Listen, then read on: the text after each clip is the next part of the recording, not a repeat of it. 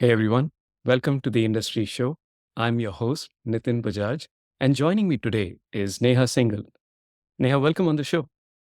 Thank you so much for having me, Nathan. Pleasure is all ours. So let's start with who is Neha? Neha is lots, but to start with, I'm a mother of two beautiful daughters, just like yourself, Mhm. an immigrant to the US, an entrepreneur, and really an art enthusiast. I was born and raised in India, and after my MBA, I joined banking and worked with HSBC Bank, spanning across US as well as India for a few years, for almost about 17 years. Wanted to do something different and joined our family office. So I take care of our startup real estate investments. And then really thought that I wanted to follow my passion and never thought following passion could be a career. So now I am an art advisor and an art curator. Wonderful, beautiful journey we share. A lot of check boxes, immigrant, India, moved here, and then explored the entrepreneurial bug. Tell us more about what this art is about. What is Neev by Neha? What led to you starting this? And also, along this journey so far, what are some moments that have inspired you to do more of this? And yeah, tell us more about Neep by Neha. So I'm sure many of the viewers here are South Indian and they would know that Neev in Hindi means foundation. And for me, it was all about giving back. It was all about staying connected with India and giving back to my roots. Neve is an art gallery. We're a fine art gallery based out of the Bay Area in Los Angeles. And our goal is to provide a global platform to multiple artists that are emerging as well as renowned that are based out of India. So I curate these artworks and I bring it here and we showcase these artworks to the local audience. How I started this was because for myself, I wanted a piece of Indian art in my own home. Mhm. I wanted to feel closer to the heritage. And when I looked around, there was scarcity of affordable Indian art. At the same time, there was a myth about Indian art too. And that myth was Indian art is all about gods. Mhm. And so I believe at the time I thought that there was not very many people wanting to really invest in art, understand art, and really find a story in every single piece that they have. And that's how I decided to start Neev and started working with the Indian artists that are based out of India. That's beautiful. When you start searching something for yourself, and then you Mhm. find this one is a gap, and two, there isn't enough of knowledge or understanding, and many people might be missing out because of that. So I'm curious to know how long you've done this now. How would you define the impact of Neve so far? So we started this less than a year ago. Mhm. I think we've come a long way. I had about 15 artists that I started working with. And now in our upcoming exhibition, we are close to about 35 different Indian artists Wow. that I work with. To answer your question on impact, I think the impact is huge. To me, it's following my passion and making people happy how art makes me happy. So when I find them a perfect piece, something that they can resonate with, something that they can connect with, something that they look at every single day, and they're happy about it is what makes me happy.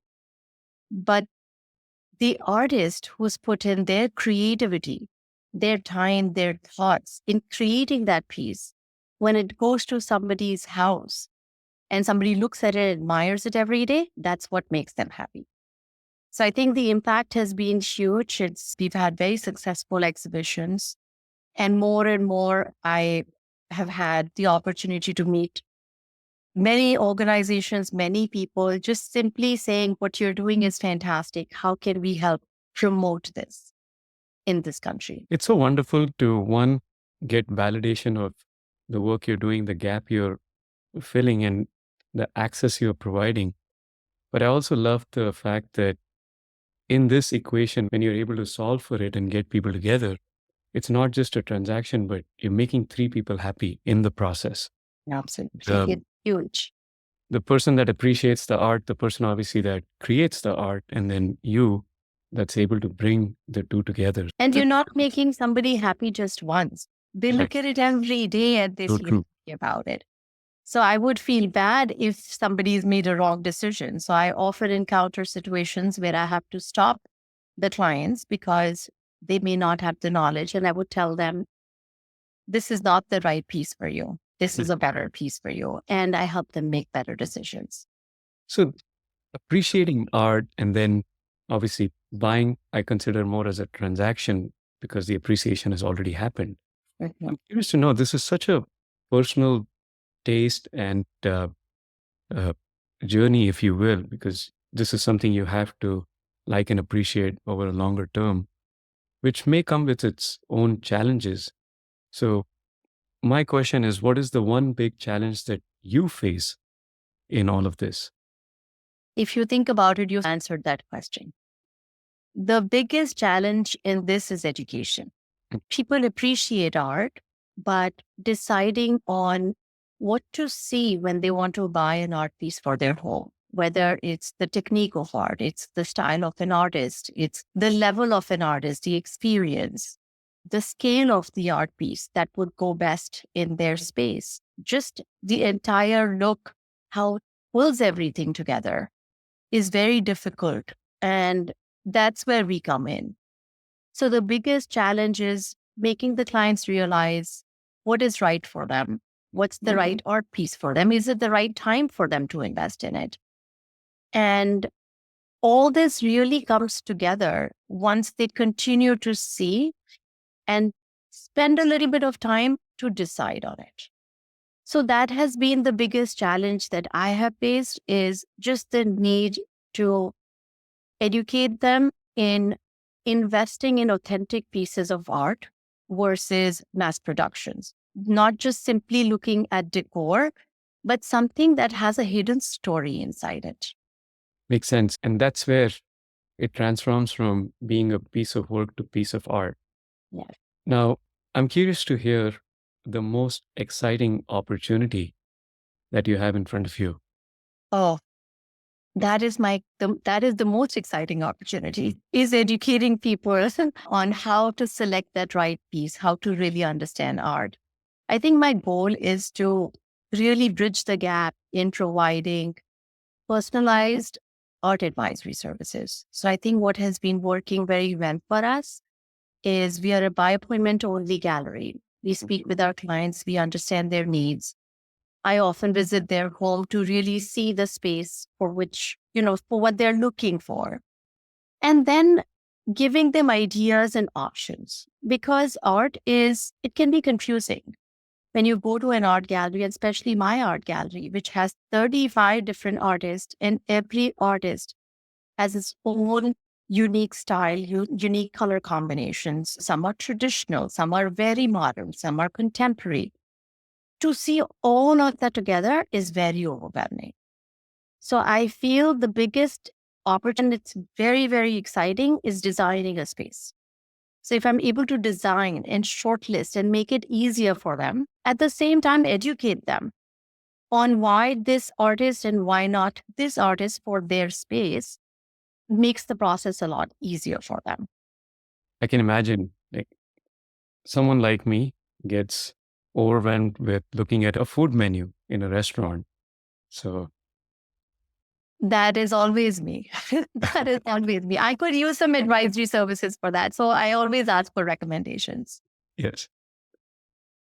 Now, as we look at opportunities and growth and scaling this and bringing this to a lot more of the patrons that you have, I'm curious to pause and reflect and talk about two moments in your previous career and life and ask you to share moments where one, things did not work out as you had expected and imagined, and there was failure and lessons, and another one where things worked out beyond what you had imagined and expected and became a success beyond your imagination. Lots of failures.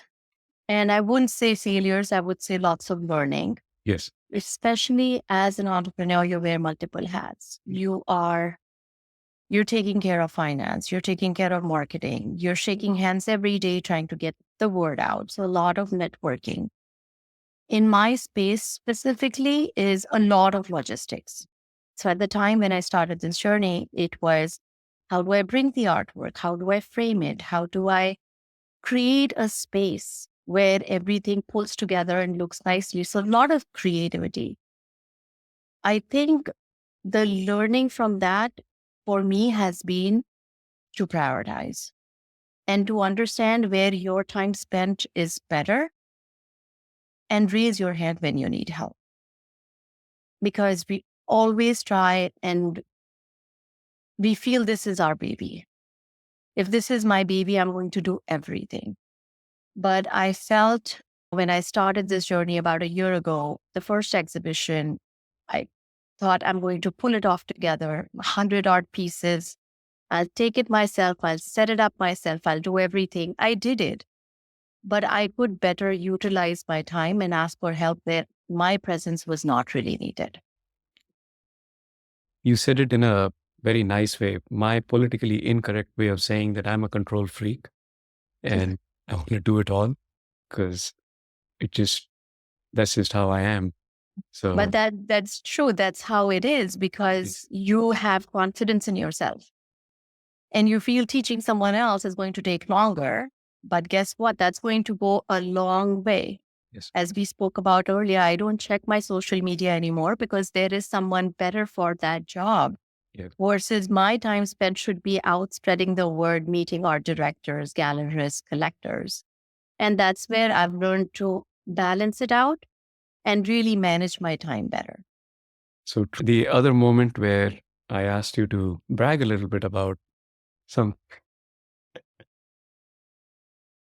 What do I brag about? I think our success story, like really for me, it's an accomplishment that it's our first anniversary coming up and we've survived 1 year. So we've gone from 20 to 35 artists, as I mentioned. I've had over 10 exhibitions that I've curated in the last 1 year, including like in California as well as in New York. So the audience, the scale has gone up. It's just a lot of, at this point in time, I feel confident that we've survived a year and we have many more years to go. first off, congratulations. Thank you. And Thank you. doing 10 events in less than a year, that's, you're averaging one event a month. And just knowing how painstaking it can be to just even put up an event together, let alone an art event where you have to curate every small experience. And then that's just the beginning of it, because once people come in, then starts the process of you getting to know them, visiting their homes, understanding their taste, Yeah. and then recommending, here's 5 options, and then maybe they Yes. like Yes. the 7th one. And sometimes it's a lot of fun. Sometimes it's very challenging as well. Because sometimes you see a space and you're like, I am missing something. There is something that I did not curate very well. Why don't I have anything that fits that space better? And that's when I start hunting for more artists. Even though I don't have their works here, I feel like there's a missing piece in my own puzzle. And trust me, it happens very often. Yeah, it's an amazing but a long process. So again, congratulations and wishing many more years of this. And switching gears, we talked about a lot of intensity, a lot of passion going into all of this. Mhm. I'd love to hear, what do you do to switch off a little bit, kick back, relax, and enjoy? I love cooking. So I love trying different recipes. I never follow a single recipe. So I will decide what I want to make and I'll just browse through 10, 15 different recipes and I'll make something. The girls will come and say, Mom, this was amazing. Can you make it again? And I'd be like, I don't know how I made it. So that for me is very relaxing. And I do like to spend time with my dog. So I start my day with just morning walks with my dog. That gives me some time to just talk on the phone with family back home, just listen to music or just quiet listening to any documentary, anything at that point in time that I feel like. Amazing. And we do have the weather for it, so why not? Absolutely. We pay for it. Yes. So true. Any book or podcast recommendation? It's going to be very different from art. Hmm. So I love to listen to Mad Money Yeah. by Jim Cramer. So that's something that's ongoing. And there is a breakfast one that happened that is on CNBC in the morning, which just talks about the stock market, what's new, what's going on. So I love listening to that. Yeah. Those keep you current and up to date with what's happening, but you miss out on the rest of the news cycle that may not be as healthy. See, the thing is with creativity, always that creativity can also be a little bit too much. So I need Yeah. to keep one side very active and not forget about my past and my banking as well. So I Yes. try and balance the two together. So true. Now, on to my favorite part of the show. We call them the one line life lessons. Would love to hear your life lessons. The most important one to me is impossible. The word impossible says I am possible. Lead by example. And I think for us as parents, for me as a mother of two girls, I feel it's very important for the girls to see how much work, effort, focus, and time management that is required for their parents to be able to take care of them as well as take care of their day to day tasks. And when they see it, they know that there is a lot of commitment in anything and everything that you do. It may be a non for profit, it may be a VC, it may be being an entrepreneur. Wherever you go, everything will need a lot of commitment. Taking risk, something that I took, and I feel very happy about it. I'm glad that I did because this journey has gotten me a long way. Being in the corporate world is very different. That's its own learning and its own journey. Starting something from scratch, not knowing anything about the logistics of it, and pulling the shows together, pulling the crowd together has been very satisfying. So I'm glad that I took the risk and I'm doing what I'm doing. And I have a favorite one, which is I would rather die of passion than die of boredom. So that's exactly what I'm doing now. I love that. And I'm glad that you took that risk and jumped and took that leap of faith. Because, Mhm. yes, corporate life can be, let's say, not easy, but very structured and it can give you that sense of security. But I'm of the belief that I would rather do something and be wrong or fail at it than live in regret of I could have done that. So I'm glad you're following your passion and Had the best of the both worlds, right? yeah, yeah, so true. Neha, thank you so much for sharing your Thank you journey so and congratulations again for all of the successes so far. And looking forward to many more years and bringing you back on and talking about more artists, more art, and many new patrons that appreciate and add art to their collection. Thank you so much for having me, Nathan. This was great.